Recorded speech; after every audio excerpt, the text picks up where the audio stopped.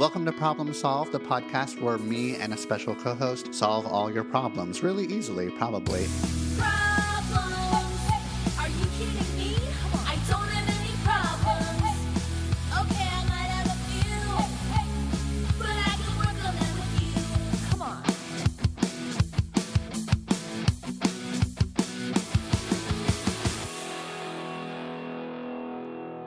Hello and welcome to Problem Solved. I'm Jeff Gunther, licensed professional counselor. So happy you are here. Today I'm talking to the Joanne McNally. No big deal. She's kind of a big deal, actually. I love her most recent podcast that she's done called Who Replaced Avril Lavigne. It is one of two conspiracy theories that I fully am on board with, where very early on in Avril's career, she was replaced by a body double, this woman named Melissa. 100% believe it. And I don't know why we aren't all making a much bigger deal of it. The other conspiracy theory that I believe in, I'm not going to tell you right now. So there.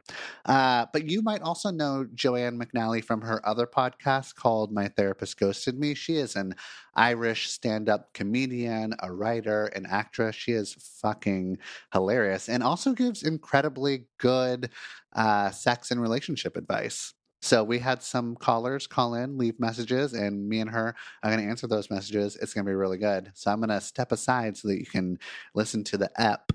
But before I do that, please give me a 5-star review. Always warms my heart when you do. Write a little review out telling me how much you love the podcast. Also, go ahead and pre-order my book called Big Dating Energy. It comes out July 9th. It is fucking hilarious and incredibly useful. Okay, here we go.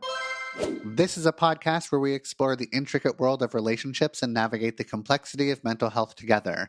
I am Jeff Gunther, a licensed therapist, but in this space, I'm your host, not your personal therapist or the therapist for our guests. This show offers a platform for open conversations about relationship and mental health challenges, providing insights and perspectives for educational and entertainment purposes only. It's crucial to remember that our discussions do not replace professional therapy or constitute a therapist-client relationship between myself, our callers, or you, our listeners. If you're dealing with personal struggles or seeking support, I urge you to consult with a qualified professional who can provide the personalized care you deserve.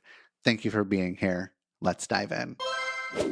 Okay, I've got a very special guest, Joanne McNally. How you doing, Joanne?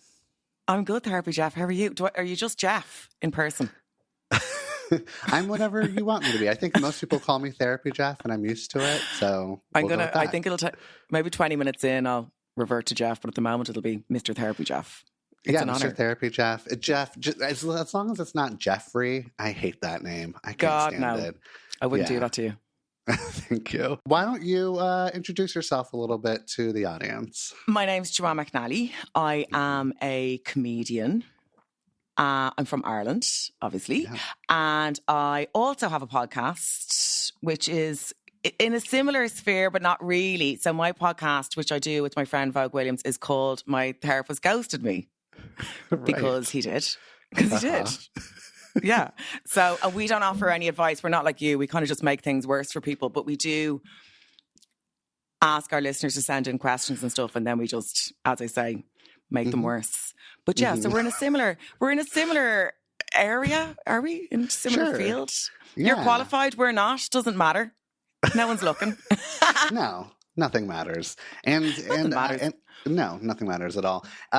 Do you feel like you've resolved the your therapist ghosting you? How have you worked through that? 100%, because I've made it. I've done the kind of, I think I've taken accountability and made it his fault. So good. I'm like, it's on him. It's nothing to do with me. These are his own problems. And also, he ghosted me. The sad thing about it is, he was my favourite one. I've had loads, and he was my favourite. Or maybe I just think that because he rejected me. Oh, yeah. Oh, very Freudian. But maybe, I don't know. But he was lovely, and he was quite Buddhist, and he had incense, and we'd hug, and I'd never had that much. It was quite. Do you know what I mean? Usually you just go in and it's a woman in a cardigan and you just kind of get on with it. But it felt like kind of spiritual with him. Maybe he was enjoying it too much. That's probably it. He couldn't handle his own feelings. Mm-hmm. Yeah, I think that's what it is. But then he stopped answering my calls. emails and text messages. But I did eventually get through to him a while after, because it was more just unresolved for me. Because I was like, I know I'm not that mad. Do you know what I mean? I don't think anyone's going to chat to me and be like, oh, there's nothing to be done here. Right. I just have the usual, like, oh, my boyfriend left me, that kind of stuff. No, Sure. but nothing massive, like, But I was just kind of confused. So I did mail him at one stage, and I just said outright, do you still work in mental health? And he said, I do. Now, this was a couple of months after he'd stopped, and I'd stopped contacting him as well. We'd both moved on. But obviously I hadn't, because I mailed him. But I said, do you still work in mental health? And he said, I do. And here's who I'd recommend for you. And he sent me a link to someone else. So I don't know. I just think maybe he was going through something himself. I really think that. You're just people too, at the end of the day. At the end of the day, we are just people. Exactly. Do you want me to contact him? Do you feel like he'd be honest with me? I can have him on the pod. Probably. Yeah. He's probably in your massive therapy WhatsApp group, which I'd love to get a look in. All the therapists in the world just talking shit about their clients. Yeah, that's exactly what we do. We're all fucking bonkers. Like, it's true when they say that like therapists are the crazy ones. We are, and we own it, and that's okay. One of my best friends, is a sexual psychologist.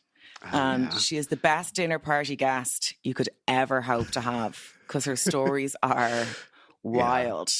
Yeah. There seems to be no confidentiality clause at all. Like, honest to God, some of the stuff, it's now my party trick. Like, I retell her stories at parties, at dinner parties, and then everyone's like vomiting in their hands and stuff. Yeah, love it. No, it's those sex therapists that are like real fucking kinky too. Like they're just in it for like the hot goss. Nothing would faze her. Like if I came home pregnant by an Alsatian, I don't think she'd even raise an eyebrow. She'd just be like, "Next, what are you going to do? Are you going to have it?" I honestly don't think she'd even bat an eyelid. Yeah. She's heard it all. That's great. Do you get feedback from your the people who call in or your listeners telling you about like your advice? Do people typically agree with the advice that you're giving? No. Well, no. One woman. I remember one woman tagged me, but I think it was the first bit of negative feedback we had. The pod wasn't going that long, probably about 4 minutes, and we'd given what was perceived to be an unfeminist response to a female question. Which we probably did. Like, I mean, sure. Me and Vogue, like we obviously identify as feminists, but like, right. You make mistakes, whatever. We're not perfect. Yeah. And we would be kind of I would certainly have been raised in the generation of game playing with lads. Like, we're both straight women, so there's a lot of game playing still going on. Like, maybe not now because I'm 41. But like all through my 20s and 30s, it was very much treat him mean, keep him keen, block him, unblock him, turn up to his mum's house, all that stuff. So we were probably giving one of those wild bits of advice. And then I realised, I was like, oh, people are actually listening to this shit. We better up our game. Right. But we do the advice on our bonus podcast. Okay. And we do actually do our best to give our genuine responses, because I'm single, unfertilised. Vogue is married with 3 kids. So we do have a very different take on things, which I think adds a bit of colour to the responses. Yeah. It does. Yeah. All right. Well, then let's see how you and I tackle these questions together. Andrea, go ahead and play the first question for us. Hi, Jeff. I have a question about healthy timelines in dating relationships. I've been dating someone for a couple of months now, and even though I haven't said this out loud to anyone yet, I could definitely see myself eventually marrying this man. We're both in our late 30s. We've had some serious relationships before, so it's not our first rodeo. We both knew exactly what we were looking for going into this, and we check all the boxes for each other. We text constantly throughout the day, talk every night, and see each other several times a week, even though we're living a couple of hours apart. We have deep conversations, ask meaningful questions, including the ones you suggest asking in your videos, and we spend good quality time together, so I feel like we're really getting to know each other. Is it crazy to think I could know I want to be with someone after only 2 months? If we do decide to take the next steps in our relationship after, say, 6 or 8 months, like moving in together, getting engaged, how should we respond to people who will think it's too soon? I'd love your wisdom on this issue. Interesting. Have you ever been in a relationship where you're just like, after 2 months, I think this is it for me? I'm going to tell you a secret. Okay. 2 months, like I've told my girl WhatsApp group I've met someone when I physically even haven't like met them. As in, like, I just get on with them so well in WhatsApps that I'm like, I've met someone and I've never actually physically met them yet. And then and the guy I'm talking about, I actually never did meet in the end because he just burnt me and disappeared. So no. Yeah, so 100%. I'm all in. I can see it completely.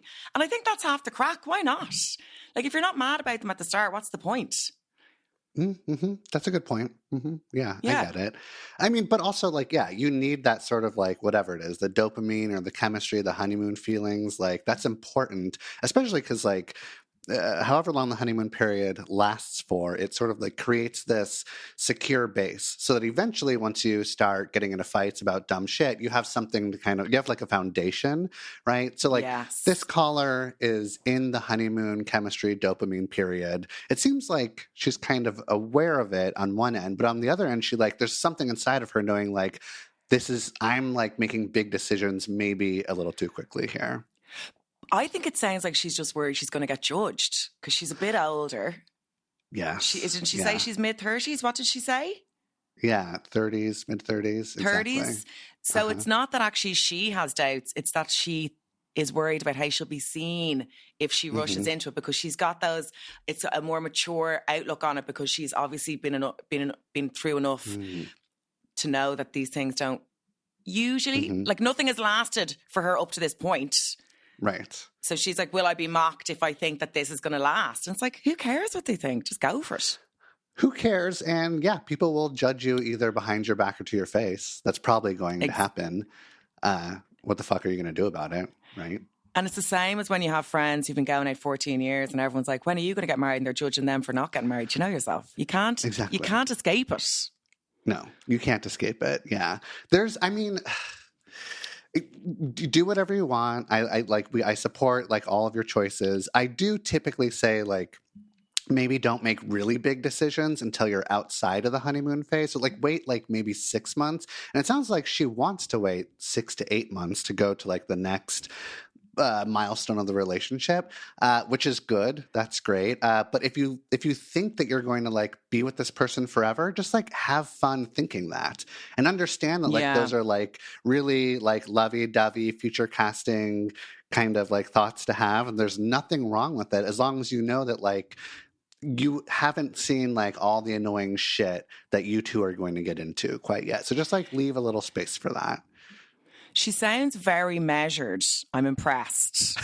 Doesn't she? Like, she sounds very pragmatic about it. She's talking about datelines and timelines. What I would say is, I'm sure she knows this because she sounds like a very mature person with a good head on her shoulders. Don't move in too soon. It is the death knell. Yeah. Why do you say that? It just is. It's like, because I was going out with this guy. I live in London and he was back in Ireland and we moved in quite quickly. And it just, you're suddenly dealing with all this domestic shit that it's too soon.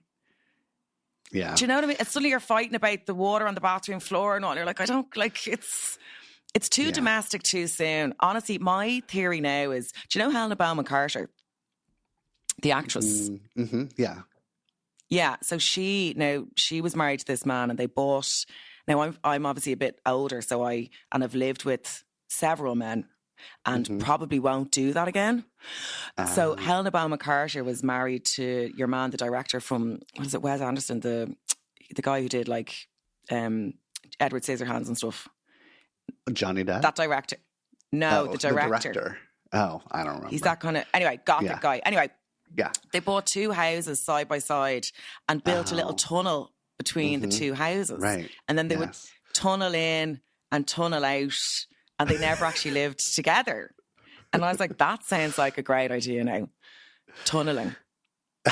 Now, they have since divorced, but I think it worked for them for a while. But yes, don't rush into any of that stuff. It does kind of ruin things if you go in too fast. Yeah. And there's a term for that. We don't call it tunneling here. Maybe it's tunneling over there, but I don't think anyone calls it tunneling out. Come on. living, what is it called? Like living separately together or something like that. And that's also kind of a dream scenario for me too, to like get a duplex and live on either side of my partner. Yeah. I've been married. I've lived with partners before. It's very sweet and nice, but yeah, it's like, who fucking took the trash out last? Yeah. Can you please pick up the dog from doggy daycare? And it's like the chemistry and the spark starts to fizzle. So you have to like really pay attention to creating that spark and chemistry in other ways. And then when they're with you all the time, it's a lot of fucking work. It's a lot of fucking work. Yeah, it's they're a lot there of fucking all work the time. All the time. Cameron Diaz is another one. She's all about the separate living, the tunneling. She's a tunneling girly. She was talking about her husband. She said they have separate bedrooms.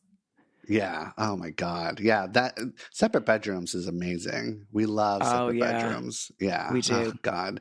The problem is that you do have to find somebody on the same page who maybe has like gone through some shit before, who has been married or in a long-term relationship and understands that like there's maybe a little too closeness there, you know? Yeah. Yeah, you need someone kind of traumatized, hurt. Yes.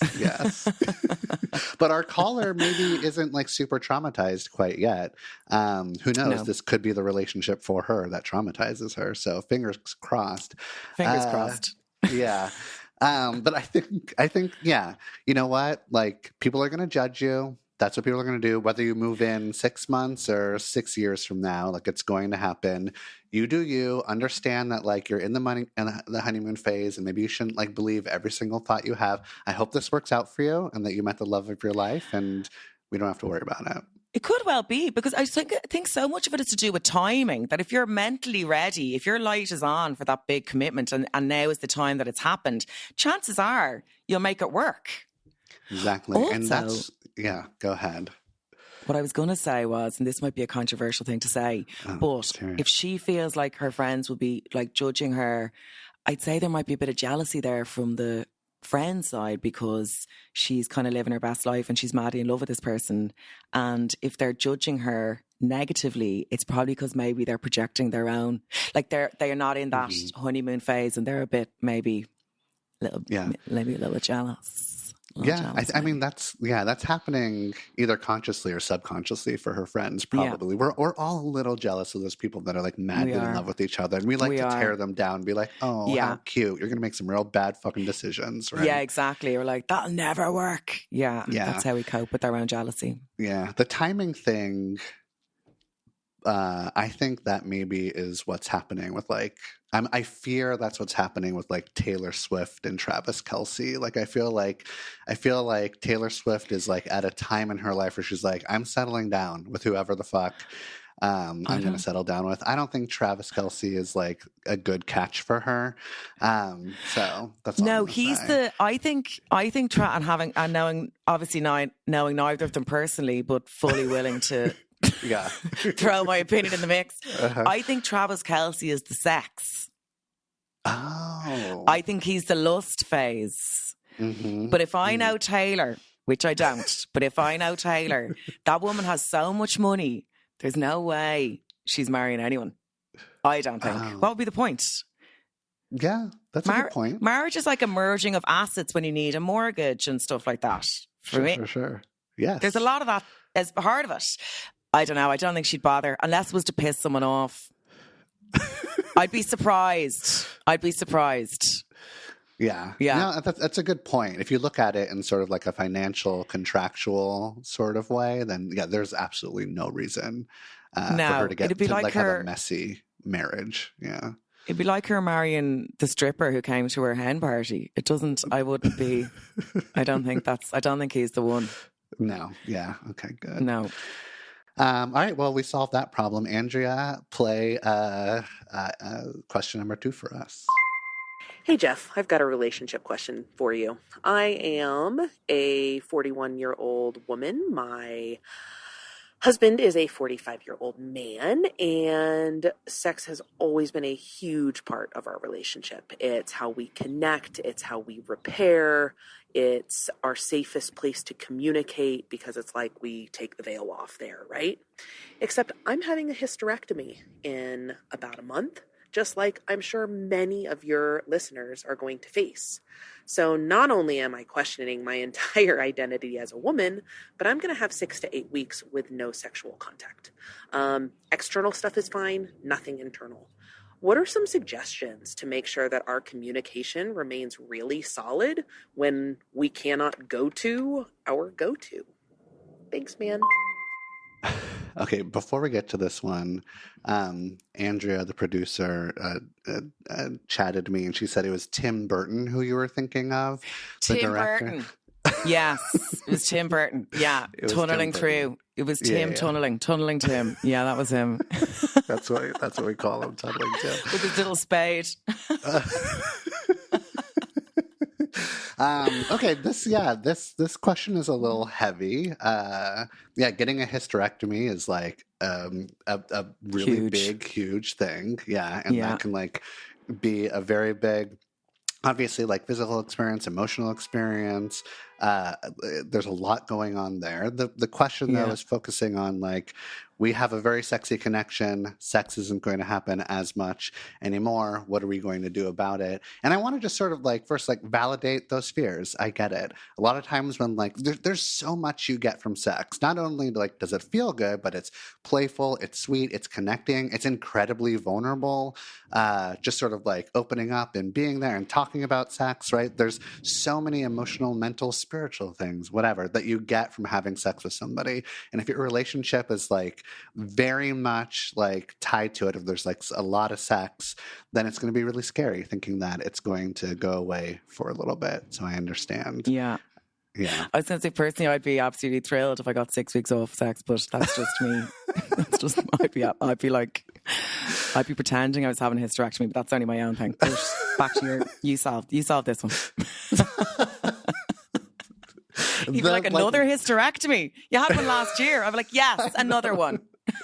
I know the lengths that you would have to go to like fake multiple hysterectomies. And what kind of person would you have to be with where she's like, oh yeah, it's that time of year again. She's getting another hysterectomy. Travis Kelce. I'd say she could tell him she's got 9 wombs and he'd be like, fair enough.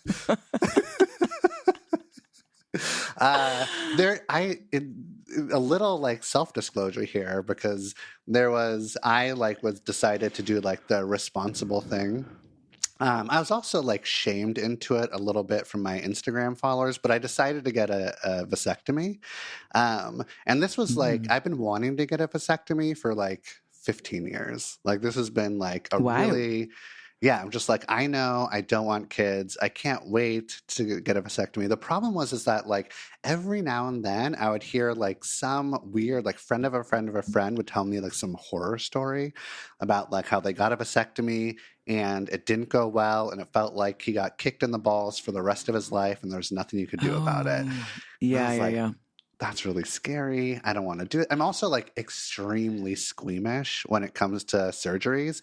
And I have this like track record of like whenever I go in for a surgery, they do the thing successfully, but there's a lot of like my body responds not well. There's like a long healing period. So I try to stay away from it.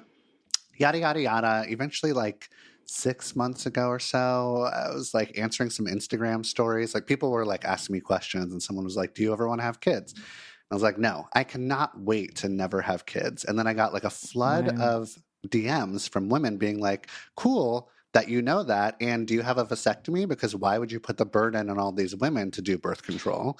And I was like, this is like the shame I needed to get me into. So I like find a urologist and I schedule the vasectomy. And the urologist is like weird. He's just like a weird dude. But I was just like, you probably have to be weird to be a urologist. Like what not weird person, right? So it's like, whatever, it's fine.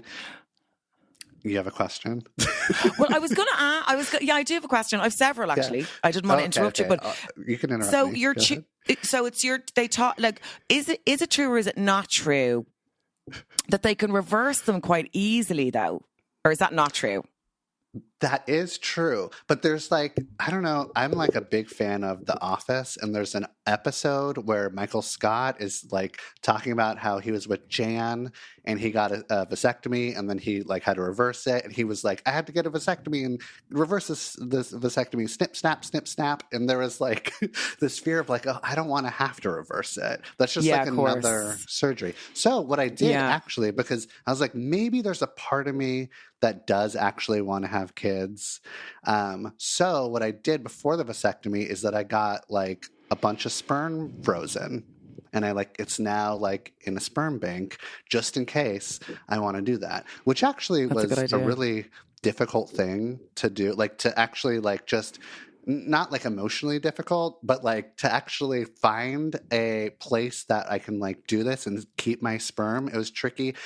Yada, yada, yada. I get the vasectomy a few weeks ago. So I will give you the same advice that I gave myself, which is basically the best advice. And if like Therapy Jeff giving himself advice, everyone should follow it, right? That's high end, yeah. I want you to talk to your partner about all the things that you get from sex. You probably feel a lot of passion, adventure, playfulness, emotional connection, vulnerability, and then think about how you're going to get that in all the different ways that doesn't include banging it out. And you may not know it now, but this is going to be like an even deeper way to connect so that eventually once you have sex again, you're going to have even more ways to connect. You're smirking at me. I know. What are you thinking? Like, it sounds like they could just recreate all this by going to a water park for a weekend. All this, like, they're like fun playfulness. I'm like, just hit a gym. You'd be great. Hit the gym, go to the water park every day. Look, am I a hero for getting a vasectomy? Of course I am. Yes. Indeed. But does that like I think that there's a lot of opportunity for other people with penises to be heroes just like me and get a fucking vasectomy. You're Gandhi. You are Gandhi. Yes, I am. We are the same person. Mm-hmm. You are indeed. Okay. An inspiration. We solved that question by talking about me mostly, which is the way to go. Okay, Andrea, play the third question for us, please. I recently started seeing this guy, and I really like him. I feel very comfortable and safe with him. I think the chemistry is definitely there. But I've never been in a real relationship before, and I'm not sure when it's like the couple things about him that do bother me, like him being kind of stubborn about something I find kind of stupid. Like, when does that become a problem? So, like, when is it, like, just the struggles of, like, a new relationship and, like, having to kind of share a life with someone else? Or is it truly, like, I don't know, I guess a red flag, per se? When is a red flag a red flag? I'm so interested in, like, what is the stubborn thing that she thinks is stupid? Yeah. She's basically saying, how much shit should I put up with at this stage? Like, is it going to get any worse? Or will I just stop seeing these problems, or will they cement and get worse? Yes, yeah, I get that. And I feel like I want to be able to answer this question, but I'm not sure that we can. It feels more like an experience thing. Like, you're going to date for many, many years, lots of different people, and eventually you're going to figure out what you can tolerate and what you can't tolerate. And you're at the very beginning stages of doing this. And good luck. Yeah. Someone said to me recently, they're like, everything's hard. You just have to choose your hard. And I was like, that's such great advice. Yeah. So exactly like that. You choose what you're willing to put up with, and you'll only learn your tolerance as you get on and get older. Yeah. Mm-hmm. And then when you get older, you've no tolerance. So I would recommend sucking it up now. Because once you hit middle age, it's like you've no tolerance for anyone. It's really bad. But are there certain areas where maybe you have more tolerance now than when you were, 20 years ago? Or is it all across the board? No tolerance? Well, when I was young, I think I would have gone with anyone who looked at me, really. Mm-hmm. There was no concept of what I wanted or needed. It was just like, oh, there's a hot guy, he likes me, so I'll just do whatever it takes to seal the deal. And you know what I mean? There was, I can't, I've had several relationships. I'd say the majority of them, maybe just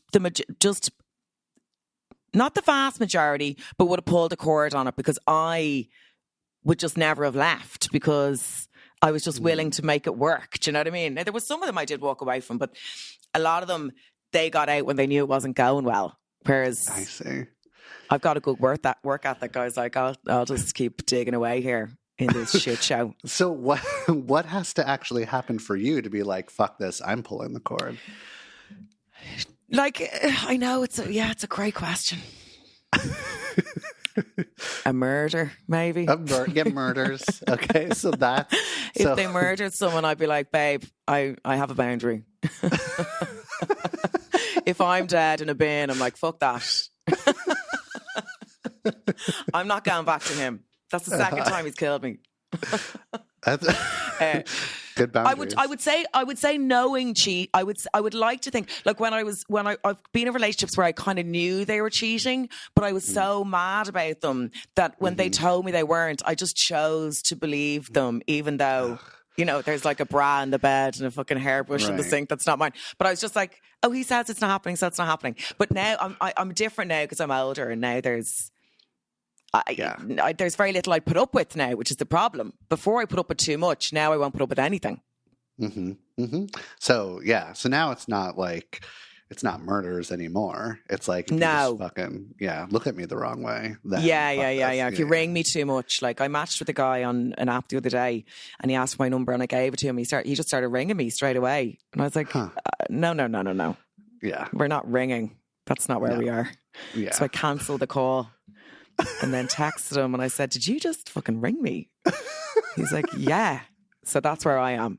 I was like, no, we're not doing that. Was that an automatic deal breaker, or are you giving him a chance to like No. himself? I said, there'll be a voice note, happy to accept. Sure. Or a text between the hours of 9 and 3. Anything else? I'm not having it. Whereas before I would have been decapitated in a wheelie bin, been like, I'll give it another go. Whereas now there's very little, That's just age and experience. And actually it's okay. It's nice because I'm at the stage now where I don't really need it, which is a great position to be in actually, because I don't feel like I'm lacking when I don't have it. But it's also a problem because you don't search it out. But I'm still on the apps. I am making an effort. Good for you. What apps are you on over there? Or you don't have to answer that question, but do you have the same apps over there that we have? I think so. So I'm on Hinge. Sure, we got that. And I'm on Raya. You know that one for...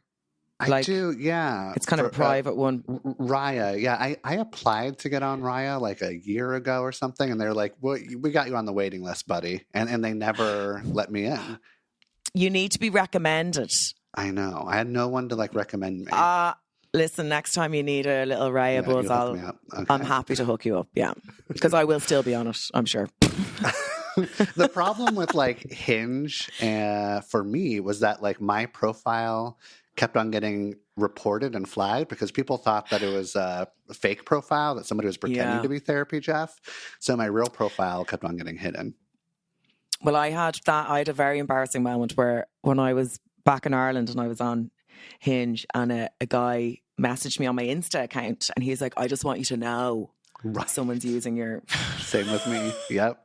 That happened and all the time. I was like, oh no, I'll report that straight away. I know. How embarrassing. I was like, it's me. Yeah. No, yeah. Ugh. I know. Okay. We answered that question. Andrea, let's go for the next one. Hey, Jeff. I was with somebody on and off for 2 years. It ended again recently because they walked out. And it's come to my attention that they might be avoidant because this happened a couple of times when the relationship was going fucking amazingly smoothly and brilliantly. And, there was looking at rings and there was partially living together. And then it was like, oh, no, he's gone. And then about 4 months later, he came back. We were together again for a while. Things start progressing. And, oh, look, it happened again. It's been now 3 months since he walked away. Since then, he has intermittently contacted me, which I have then shut down and said, look, you don't get access to me if you're not going to commit to this properly. I don't know if I'm a bit trauma bonded or what's going on, but I don't seem to be able to move on. I realise that's hugely roundabout, and technically I haven't asked you a specific question, but I guess my question is more so around how can I move on from this? Oh, what are your thoughts? I know. So my initial thoughts are, that poor woman, I hope she's okay, because that's an awful situation to be in. I've been her. That's why my heart was kind of breaking for her when she was telling the story.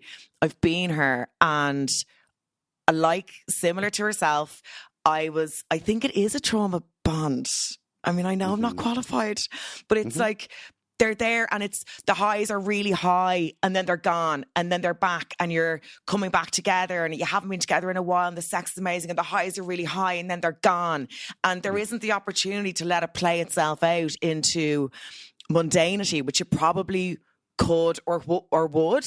And she's kind of trying to win him back, but she wants him back all the time. And then when he comes back, that's the result, and they get back together. But what I will say is, I mean, I don't mean to sound like my mother, but that man will never change. Right. Yeah. Sorry, no, but he won't. It's not going to happen. This is his pattern. This is what he does. When things get normal or a little, what would you say, like repetitive or predictable, he's gone. And then the highs are the ring and the engagement and, you know, all the hope and the dreams and all that stuff. But the actual real life shit, he's gone again. Yeah, exactly. And he's not going to change. He's probably not going to, don't ever count on him changing. This isn't a real relationship. This is just sort of a roller coaster that you're on. We are getting love bombed by him. And I don't know if he's like, giving him the benefit of the doubt, like I don't think that he's like consciously trying to manipulate you. He might be. I'd say he's mad about her.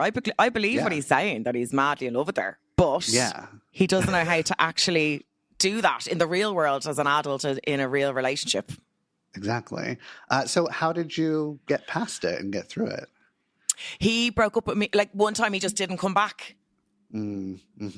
He just didn't come back. And I waited and waited because he'd always come back. And I waited like a sap. And then he just, one time he just didn't come back. And then it's all the, oh my God, what was I thinking? What was I doing? Why did I let him do that to me? Why? So the first couple of times he left, I always acted like it was fine. I didn't care, you know? And then the last time I was like, no. And then I was like, oh God, I shouldn't have asked. It's bollocks. Nonsense, bullshit. But that was what happened. He didn't come back. And then I had to pick myself up and try and figure out. And sure, he was moved on. He was going out with someone else in, I'd say, a week. Because he waited until there was nothing left to come back to, really. Do you know what I mean? He'd kind of rinsed it for what it was worth. And like, listen, it's not on him. I played a part in it as well. I completely played a role in it. I shouldn't have let it go on as long as it did. But that's what I'd say to this woman now. If you can muster it, stick a pin in that. Like, if you can, they're in your situation. It's almost like he's doing you a favor by just ghosting and never coming back. But in her situation, like he's still being like relentlessly contacting her. But mine was I just see, like, I'm a cynic when it comes to this stuff because I've been on the receiving end of it. That's only going one way. And the time apart will become longer and the time together will become shorter and he'll be distant. And, like, obviously I'm projecting my entire relationship onto this poor woman. But I'm like, run! He's not going to change. That's not going to change. Yeah, I mean, not going to change. We have some sort of version of this where we've like been in this type of relationship, and sometimes we've been that guy where like we're like repetitively going after the same person, and then being able like, oh, I can't fucking do this. And those relationships, like if I don't ever see them working out. I think you need to be like completely detached from that person in order to like finally move on. I think you probably need to like block him, politely let him know that you're not going to be contacting him anymore and that you're moving on with your life. This is only going to like keep happening over. And there's also like What are you thinking?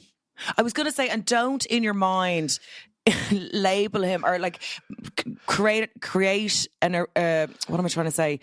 Don't create a story in your mind that he's the one that got away, because he's not. Right. No, he's not. Don't pedestalize him as this like love that just couldn't make it work, but the love was so deep, because it's not that. It's never. Those relationships are never that, and you can spend years thinking that that's what that is, but it's not. If it was right, it would just. This is what I've also learned. If it's right, it just works. It's so boring, but that's the truth. Yeah. A lot of times you have to eventually get to this point in your life, maybe, where you have to ask yourself, do I want passion and chaos, or do I want like harmony and peace? Yeah. And if you continue to choose him, you're choosing passion and chaos and unpredictability. And if you want to ride that roller coaster, then at least deliberately make the choice, like, this is going to be a clusterfuck, but I want some entertainment. Fine. You're going to get hurt, most likely. I mean, definitely. Yeah. I would swap chaos for pain, passion and pain. That's what you're choosing. Yeah. It's pain. Like, it's pain. They're up and down, and they're picking you up and they're putting you down, and it's awful. It's awful. Yeah. I wouldn't wish it on anyone. Fucking masochist. But there's also like, there's an addiction here. And like, in psychology, it's like this intermittent reinforcement is sort of like what you can like do, like when you're training a dog. You don't give them a treat every single time, and you're not a dog. I'm not comparing you to that. But like you give a treat to a dog randomly, intermittently, and then that makes them even more attached to you, or they start to do the good behavior all the time. And so now you don't know when this guy's going to come back, and when he does, he love bombs you. It's this intermittent reinforcement. Now you're physically addicted to this person. You need to look at it as a drug addiction that you need to wean yourself off of. So tell all your friends who will want to like protect you and be there for you when you have a craving to reach out to him, and try to move on. Yeah, but it's hard. She might do it a couple more times, I'd say. It's very hard to cut the cord. It's very hard, especially when they keep coming back in with promises of all sorts, because you just want to believe it. But, you do. And it's so hard to tell your friends, like, yeah, I'm doing it again. Like, the like shame and embarrassment that you feel. I know. That's why, go see a therapist if you can too. Because like I have talked to clients, hundreds of clients, about this very specific thing. And I am on the journey with them where I'm like encouraging them to make good, healthy choices, but I will not judge them if they make really bad choices. So at least there's one person in their life that they can like tell all this stuff to. Yeah, that's a really hard thing to handle. It is. And it's horrible as well, feeling like you're like, because when, from my experience, it was like when it was great, it was so good that then when it was gone, you feel like you're not really living. You're like, I have to be seen through this person's eyes, which is also kind of your own self-esteem stuff, Yes. Very messy. Very messy. Yeah, it's messy. Okay, Andrea, play us our last question for the day. Hi, Jeff. So I have been living with my partner for a year now, and we've been having a little trouble with intimacy. He recently shared with me that my weight has become an issue for him. He's having trouble feeling attracted to me, as well as he feels overstimulated by my weight when we are having sex. I took this very personally, as I've been the same weight the entire time I've been with him. I understand he's allowed to have preferences, but how do I move forward with this? I feel devastated and like my confidence is gone. Oh, that's terrible. Right? So it's not like her weight changed. She's saying she's been the same the whole time. Mm-hmm. Yeah. There's more to that now. There's more to that. I think there's a lot of context that we're missing. Yeah. But on the surface, that feels real fucked up, right? Like, yeah, it does. That's mean. That's cruel. Yeah, it is. Yeah. Like, I mean, is he trying to make you feel bad? What is he getting out of this? Like, yes, like we all get to have our preferences, but there's something to say about like, he was attracted to you at the beginning and now all of a sudden he doesn't feel attracted and he's making you feel bad about it. Like, that doesn't feel right. Yeah. And he's bringing something up that's always been there. Like, if you had a mole on your face, he's suddenly like, actually, I'm just not into moles. You're like, well, I've had this mole our whole relationship. This doesn't make any sense. Maybe he's just looking for an excuse. He's just looking for excuses. Yeah. That's what Does that- that's what rings true for me.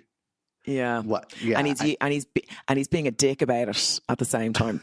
He's being a dick. He's being a total fucking dick about it. Yeah, that's a for real sure. dick thing to do. Yeah. I've been in relationships with people that when things are kind of running their course, I'm not as attracted to them, you know? Yeah. But there's a more adult way of saying there's actually a more honest way. Just go, I'm just not feeling it anymore. You don't pick out one part of that person and say, actually, that's the problem. Right. Yeah, exactly. Maybe the relationship has just run its course, and he's just not being that kind about it, really.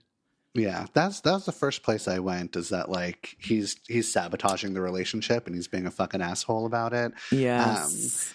But, you know, if there is something that's getting in the way of sex and you're not feeling it, like you're saying, Joanne, like there's other ways to bring this up of like, how can we make this, our sex life even hotter? Like, let me tell you about my fantasies, or can we try these positions or something? Yeah. I don't think this is your problem. I think this is his problem that he needs to fucking work on. He should be the one calling in and being honest about it. Yeah. Yeah. So I feel protective. People could be so mean, can't they? Especially when it's and I'm not saying that her relationship is coming to an end. I don't know. Like we don't know what's going on. But like when things do start coming to an end, and you don't feel the same way about the person. You can get quite resentful and quite mean. Mm-hmm. You do. You can get mean and resentful, and that sounds like that's what this lad is doing. Mm-hmm. Yeah. I agree. Jeff, you're fired. I'm going to take over from now on. I think I've nailed that. It's all yours. Okay. This has been such a good episode. I'm so happy. I've loved it. Yeah. You're so good at this. You're a fucking natural. I'd love to see it. Thank you. Yeah. I've had a lot of... I've played my part in a lot of share relationships. Yeah, clearly. Yeah. All right. Well, I'll talk to you later, and thanks so much for coming on. Thank you, Jeff.